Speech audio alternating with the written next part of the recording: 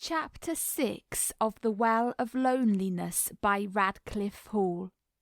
This Legamus recording may be distributed and adapted freely for any purpose. Read by Ashley Jane. Chapter 6. Mrs. Bingham departed unmourned and unmourning, and in her stead reigned Mademoiselle Dufeu, a youthful French governess with a long, pleasant face that reminded Stephen of a horse. This equine resemblance was fortunate in one way. Stephen took to Mademoiselle Dufeu at once, but it did not make for respectful obedience. On the contrary, Stephen felt very familiar, kindly familiar, and quite at her ease. She petted Mademoiselle Dufeu. Mademoiselle Dufeu was lonely and homesick, and it must be admitted that she liked being petted.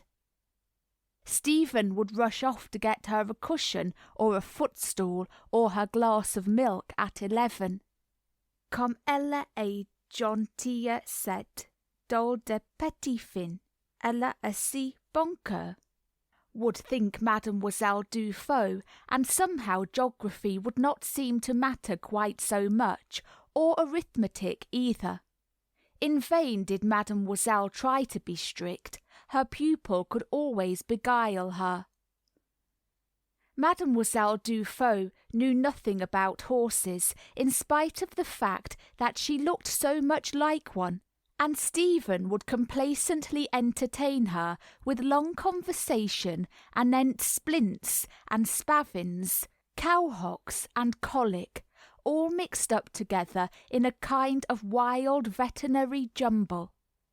Had Williams been listening, he might well have rubbed his chin, but Williams was not there to listen. As for Mademoiselle Dufeu, she was genuinely impressed. Mais quel type! Quel type!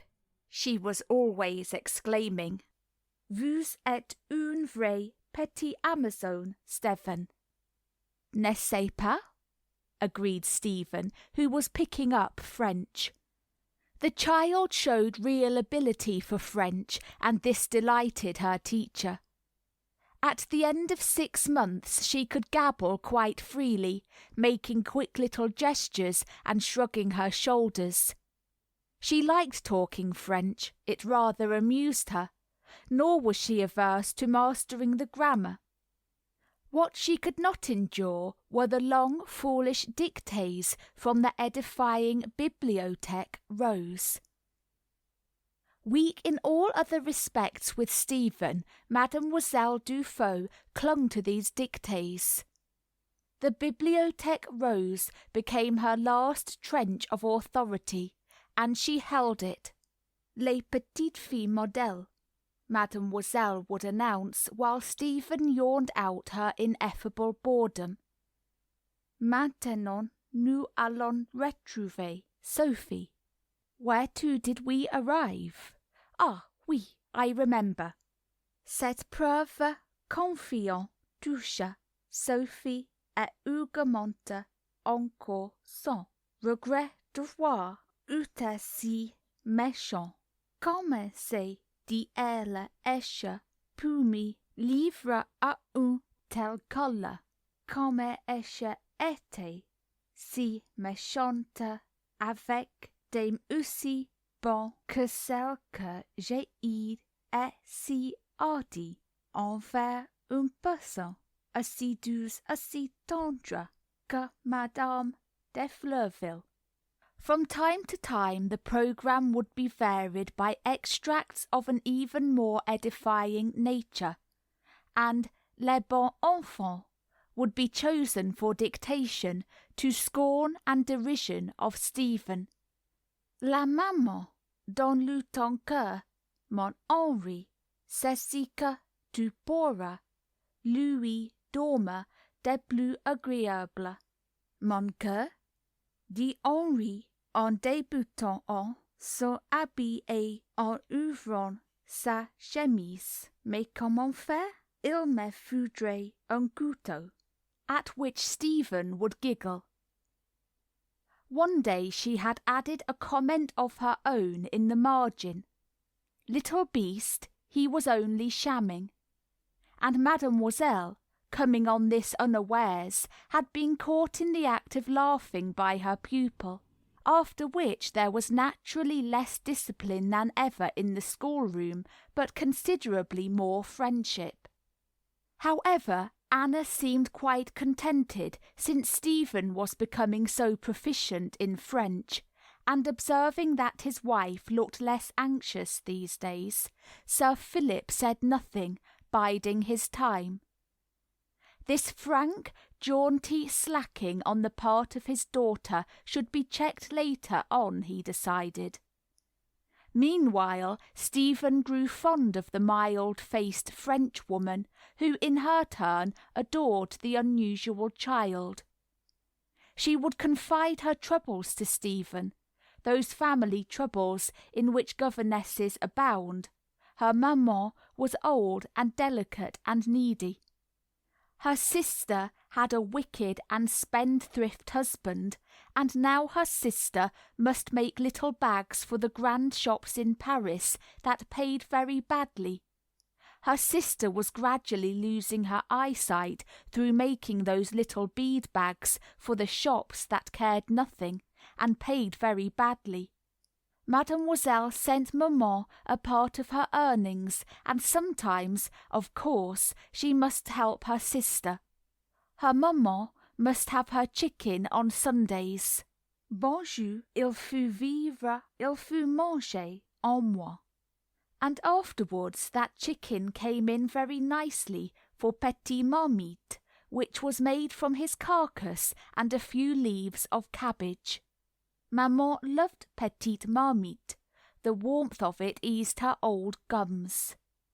Stephen would listen to these long dissertations with patience and with apparent understanding. She would nod her head wisely. Mais c'est dur, she would comment. C'est terriblement, je la vis.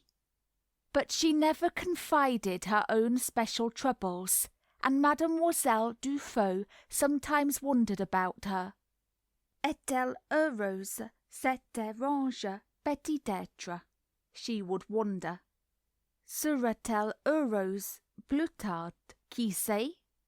Idleness and peace had reigned in the schoolroom for more than 2 years when ex-Sergeant Smiley sailed over the horizon and proceeded to announce that he taught gymnastics and fencing. From that moment peace ceased to reign in the schoolroom, or indeed anywhere in the house for that matter. In vain did Mademoiselle Dufaux protest that gymnastics and fencing thickened the ankles. In vain did Anna express disapproval. Stephen merely ignored them and consulted her father. "I want to go in for Sandowing," she informed him, as though they were discussing a career. He laughed. "Sandowing? Well, and how will you start it?" Then Stephen explained about ex-Sergeant Smiley. "I see," nodded Sir Philip. "You want to learn fencing?" "And how to lift weights with my stomach," she said quickly. "Why not with your large front teeth?" he teased her. "Oh well," he added, "there's no harm in fencing or gymnastics either, provided, of course, that you don't try to wreck Morton Hall like a Samson wrecking the house of the Philistines. I foresee that might easily happen." Stephen grinned. "But it mightn't if I cut off my hair. May I cut off my hair? Oh, do let me, father." "Certainly not. I prefer to risk it," said Sir Philip, speaking quite firmly. Stephen went pounding back to the schoolroom. "I'm going to those classes," she announced in triumph. "I'm going to be driven over to Malvern next week. I'm going to begin on Tuesday, and I'm going to learn fencing so as I can kill your brother-in-law who's a beast to your sister. I'm going to fight duels for wives in distress like men do in Paris, and I'm going to learn how to lift pianos on my stomach by expanding something, the diapan muscles, and I'm going to cut my hair off," she mendaciously concluded, glancing sideways to observe the effect of this bombshell. "Bonjour, soyez clément," breathed Mademoiselle Dufaux, casting her eyes to heaven. It was not very long before ex-Sergeant Smiley discovered that in Stephen he had a star pupil. "Some day you ought to make a champion fencer, if you work really hard at it, miss," he told her. Stephen did not learn to lift pianos with her stomach, but as time went on, she did become quite an expert gymnast and fencer. And as Mademoiselle Dufaux confided to Anna, it was after all very charming to watch her, so supple and young and quick in her movements. "And she fenced like an angel," said Mademoiselle fondly. "She fence now almost as well as she ride." Anna nodded. She herself had seen Stephen fencing many times, and had thought it a fine performance for so young a child. But the fencing displeased her, so that she found it hard to praise Stephen.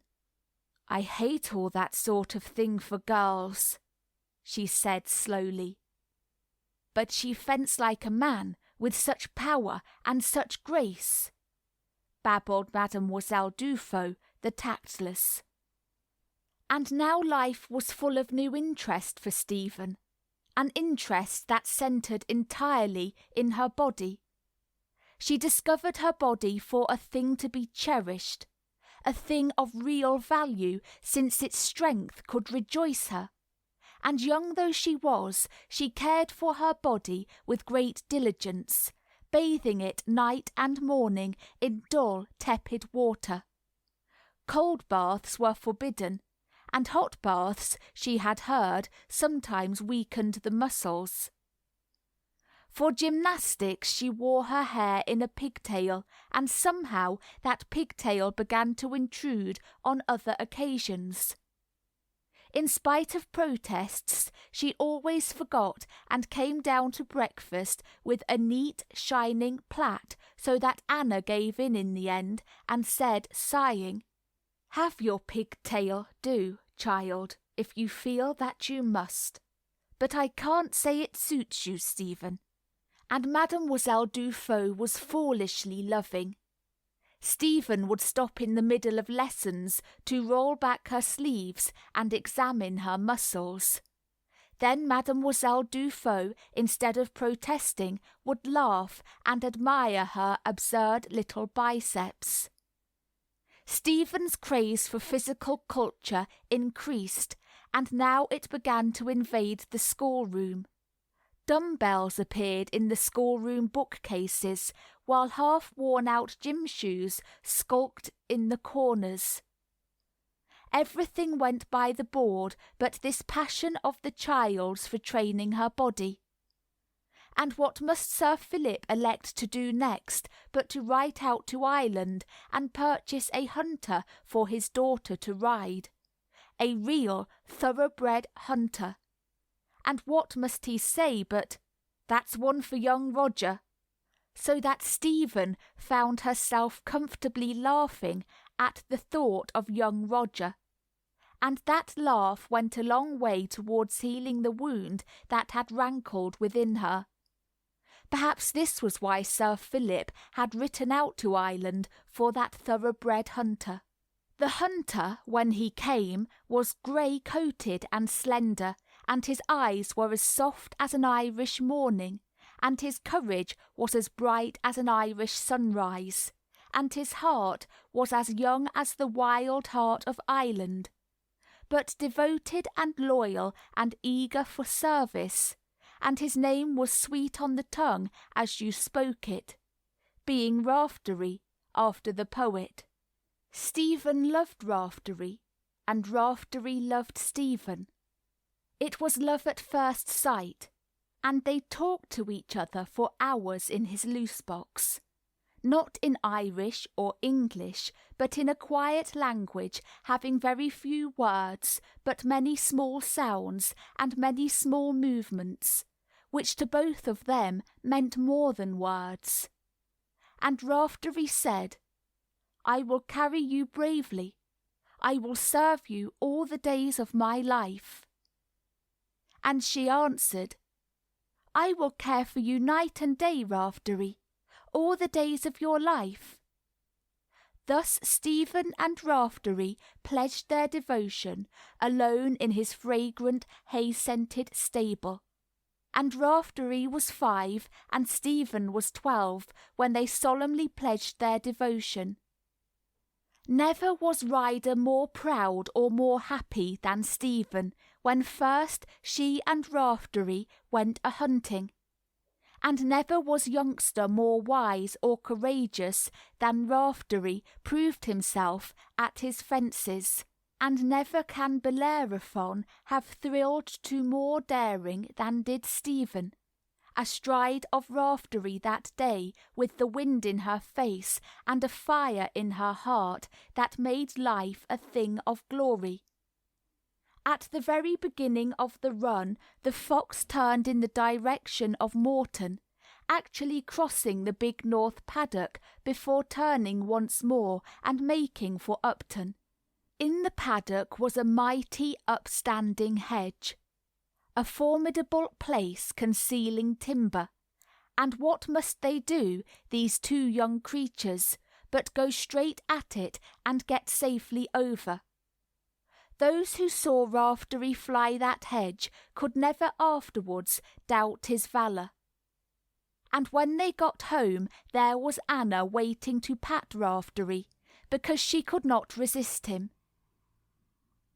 Because, being Irish, her hands loved the feel of fine horseflesh under their delicate fingers. And because she did very much want to be tender to Stephen and understanding. But as Stephen dismounted, bespattered and dishevelled, and yet with that perversive look of her father, the words that Anna had been planning to speak died away before they could get themselves spoken. She shrank back from the child, but the child was too overjoyed at that moment to perceive it. Happy days, splendid days of childish achievements. But they passed all too soon, giving place to the seasons, and there came the winter when Stephen was 14. On a January afternoon of bright sunshine, Mademoiselle Dufaux sat dabbing her eyes. For Mademoiselle Dufaux must leave her loved Stephen, must give place to a rival who could teach Greek and Latin. She would go back to Paris, the poor Mademoiselle Dufaux, and take care of her ageing maman. Meanwhile, Stephen, very angular and lanky at 14, was standing before her father in his study. She stood still, but her glance kept straying to the window, to the sunshine that seemed to be beckoning through the window. She was dressed for riding in breeches and gaiters, and her thoughts were with Raftery. "Sit down," said Sir Philip, and his voice was so grave that her thoughts came back with a leap and a bound. "You and I have got to talk this thing out, Stephen." "What thing, father?" she faltered, sitting down abruptly. "Your idleness, my child. The time has now come when all play and no work will make a dull Stephen, unless we pull ourselves together." She rested her large, shapely hands on her knees and bent forward, searching his face intently. What she saw there was a quiet determination that spread from his lips to his eyes. She grew suddenly uneasy, like a youngster who objects to the rather unpleasant process of mouthing. "I speak French," she broke out. "I speak French like a native. I can read and write French as well as Mademoiselle does." "And beyond that you know very little," he informed her. "It's not enough, Stephen, believe me." There ensued a long silence, she tapping her leg with her whip, he speculating about her. Then he said, but quite gently, "I've considered this thing. I've considered this matter of your education. I want you to have the same education, the same advantages as I'd give to my son. That is as far as possible," he added, looking away from Stephen. "But I'm not your son, father," she said very slowly, and even as she said it her heart felt heavy. Heavy and sad as it had not done for years, not since she was quite a small child. And at this he looked back at her with love in his eyes, love and something that seemed like compassion. And their looks met and mingled and held for a moment, speechless, yet somehow expressing their hearts.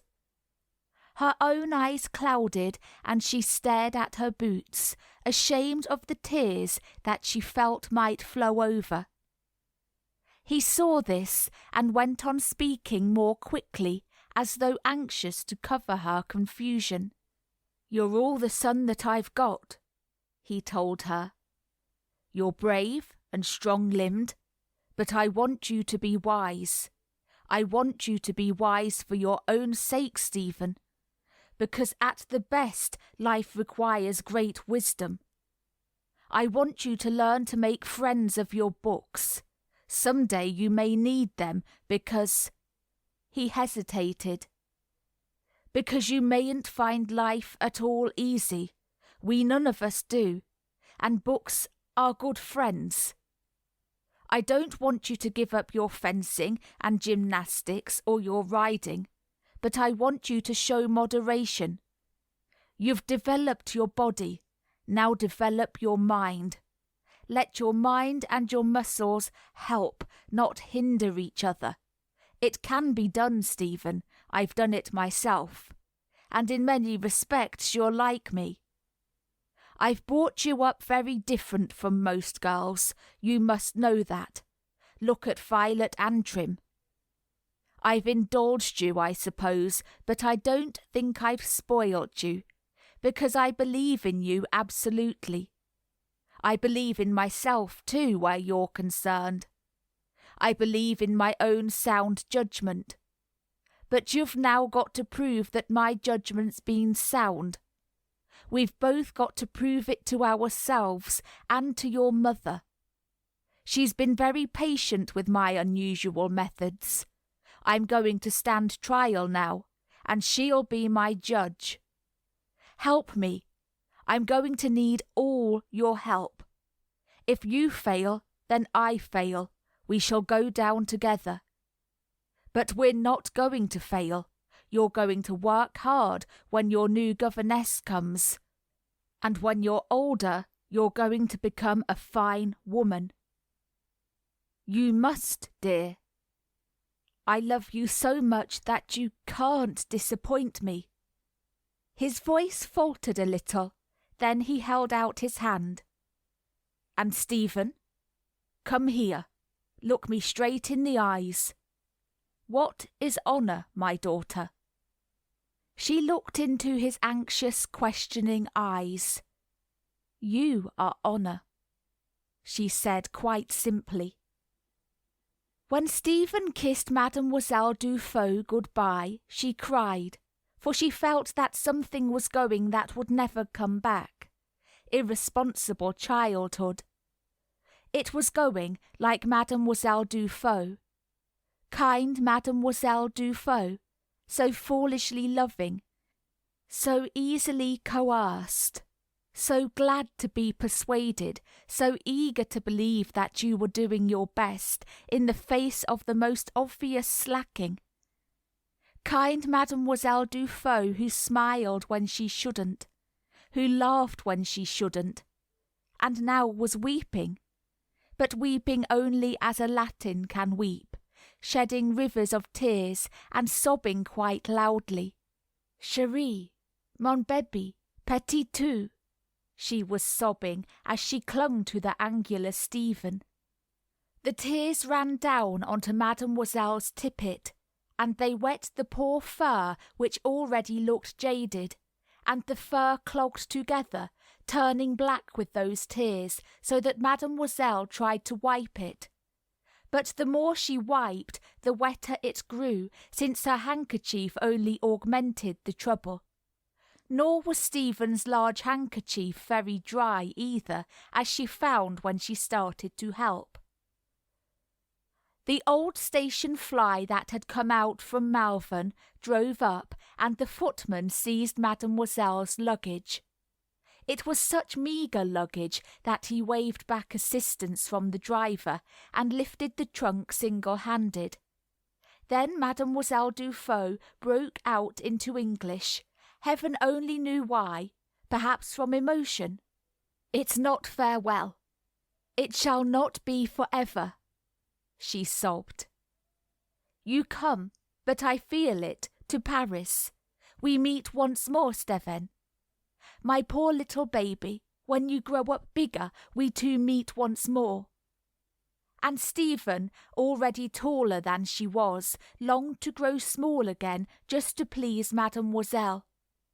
Then, because the French are a practical people, even in moments of real emotion, Mademoiselle found her handbag, and groping in its depths, she produced a half-sheet of paper. "The address of my sister in Paris," she said, snuffling. "The address of my sister who makes little bags. If you should hear of anyone, Stephen. Any lady who would care to buy one little bag." Yes, I'll remember," muttered Stephen. At last she was gone. The fly rumbled away down the drive, and finally turned the corner. To the end a wet face had been thrust from the window. A wet handkerchief waved despondently at Stephen. The rain must have mingled with Mademoiselle's tears, for the weather had broken, and now it was raining. It was surely a desolate day for departure, with the mist closing over the Severn Valley, and beginning to creep up the hillsides. Stephen made her way to the empty schoolroom, empty of all save a general confusion. The confusion that stalks in some people's trail. It had always stalked Mademoiselle Dufault. On the chairs, which stood crooked, lay odds and ends meaning nothing. Crumpled paper, a broken shoehorn, a well-worn brown glove that had lost its fellow, and likewise 2 of its buttons. On the table lay a much-abused pink blotting-pad, from which Stephen had torn off the corners, unhidden.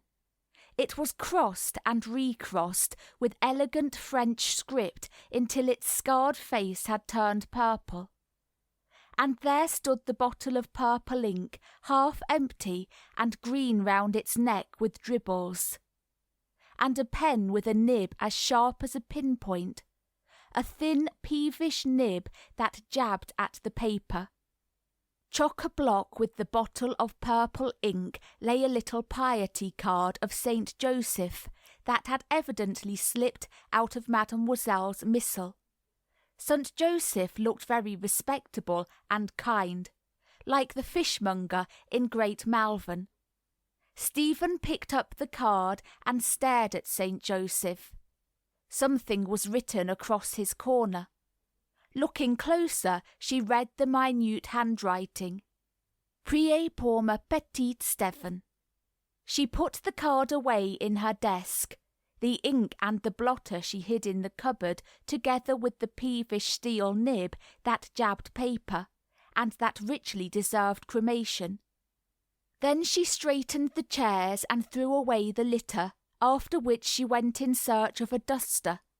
One by one she dusted the few remaining volumes in the bookcase, including the Bibliothèque Rose. She arranged her dictation notebooks in a pile with others that were far less accurately written, books of sums, mostly careless and marked with a cross, books of English history, in one of which Stephen had begun to write the history of the horse, books of geography with Mademoiselle's comments in strong purple ink, grand manque d'attention. And lastly she collected the torn lesson books that had lain on their backs, on their sides, on their bellies, anyhow, anywhere, in drawers or in cupboards, but not very often in the bookcase. For the bookcase was harbouring quite other things, a motley and most unstudious collection. Dumbbells, wooden and iron of various sizes, some Indian clubs, one split off at the handle, cotton laces for gym shoes, the belt of a tunic, and then stable keepsakes, including a headband that Raftery had worn on some special occasion, a miniature horseshoe kicked sky-high by Collins, a half-eaten carrot now withered and mouldy, and 2 hunting crops that had both lost their lashes and were waiting to visit the saddler. Stephen considered, rubbing her chin, a habit which by now had become automatic. She finally decided on the ample box sofa as a seemly receptacle. Remained only the carrot, and she stood for a long time with it clasped in her hand, disturbed and unhappy. This clearing of the decks for stern mental action was certainly very depressing, but at last she threw the thing into the fire, where it shifted distressfully, sizzling and humming. Then she sat down and stared rather grimly at the flames that were burning up Raftery's first carrot. End of chapter 6.